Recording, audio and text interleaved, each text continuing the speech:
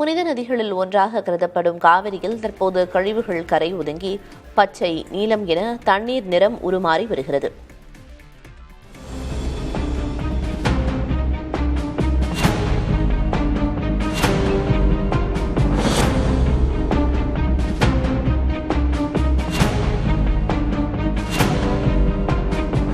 சேலம் மாவட்டத்தில் உள்ள மேட்டூர் அணை 12 டெல்டா மாவட்டங்களில் உள்ள சுமார் 17 லட்சம் ஏக்கர் நிலங்களுக்கு பாசன வசதி தருவதுடன் 28 மாவட்ட மக்களின் குடிநீர் ஆதாரமாகவும் இருந்து வருகிறது.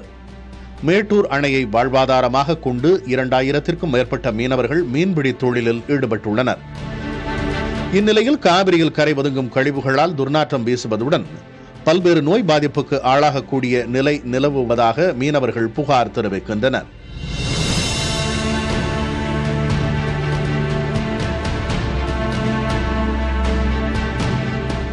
காவிரி நீரை எடுத்துச் சென்று உணவு சமைத்து தாகம் தீர்த்து வந்த நிலை மாறி தற்போது மீன்பிடிக்க செல்லும் போது கூட குடிநீரை கொண்டு செல்ல வேண்டிய அவல நிலை உள்ளதாகவும் வேதனை தெரிவிக்கின்றனர்.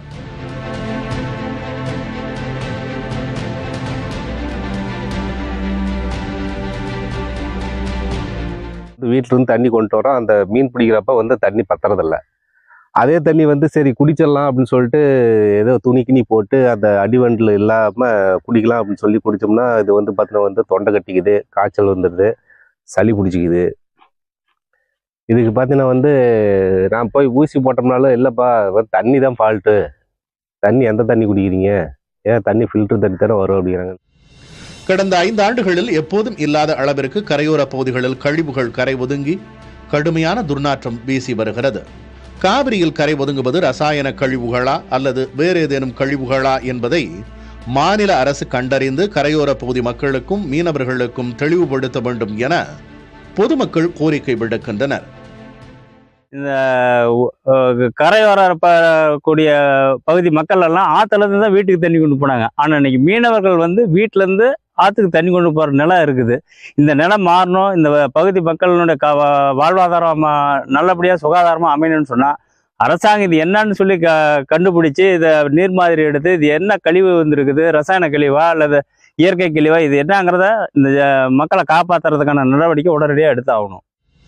இது குறித்து நீர்வளத்துறை அதிகாரிகளிடம் கேட்டபோது மேட்டூர் அணையில் கரை ஒதுங்குவது விவசாய பணிக்காக தெளிக்கப்படும் உரங்களின் கழிவுகளே என்றும் மேட்டூர் காவிரி கரையோர பகுதிகளில் வீசும் துர்நாற்றத்தை கட்டுப்படுத்த நீர்வளத்துறை பல்வேறு முயற்சிகளை மேற்கொண்டு வருவதாகவும் தெரிவித்தனர்.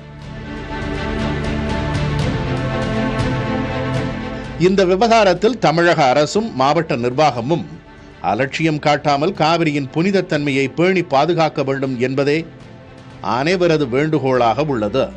புதிய தலைமுறைக்காக மேட்டூர் செய்தியாளர் பாலகிருஷ்ணன்.